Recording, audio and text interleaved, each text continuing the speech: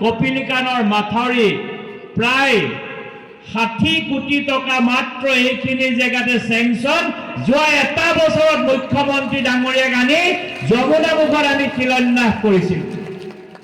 যমুনামুখৰ ফ্লাইঅভাৰৰ কাম ভাৰতীয় জনতা পাৰ্টিৰ দিনত হৈছে। সৰু পথাৰৰ পৰা যমুনামুখলৈ অহা ৰাস্তা কংগ্ৰেছৰ দিনত হৈছিল নেকি ৰাইজ? বিজেপিৰ দিনত হ'ল নে নাই?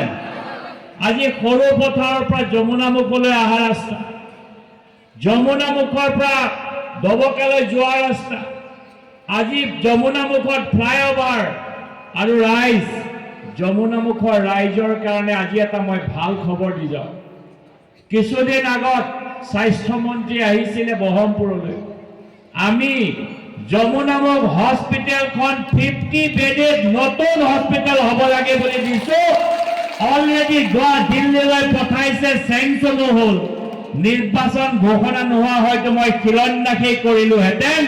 নিৰ্বাচনৰ 2 মাহ পাছত যমুনামুখত আহি নতুন হস্পিটেলৰ শিলান্যাস কৰিম আৰু ৰাইজৰ চিকিৎসা সেৱাৰ কাৰণে সেৱা আগবঢ়াবৰ কাৰণে ৰাইজক সুবিধা কৰি দিম। ৰাইজ, অকল হস্পিটেলে নহয়, মাথাউৰিয়ে নহয়, মই আজি কথা দিলোঁ যমুনামুখবাসী ৰাইজক। আমাৰ যমুনামুখ বালিৰাম 2টা পঞ্চায়ত লাগি আছে। এই বৃহত্তৰ অঞ্চলত ইমান দিন হ'ল ভালকে এখন খেলপথাৰ ইয়াত নহ'ল। আমাৰ কলেজলৈ মই আহিছিলোঁ, কলেজখনৰ ইনফ্ৰাষ্ট্ৰাকচাৰৰ বহুত কাম বাকী আছে।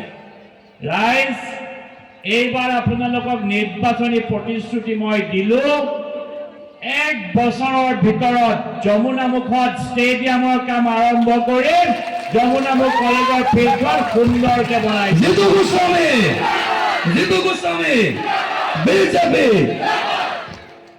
ৰাইজ, আপোনালোকে জানে বিধায়ক হোৱা নাই, কিন্তু যমুনামুখ হায়াৰ ছেকেণ্ডেৰীলৈ প্ৰায় 6 কোটি টকা ব্যয়েৰে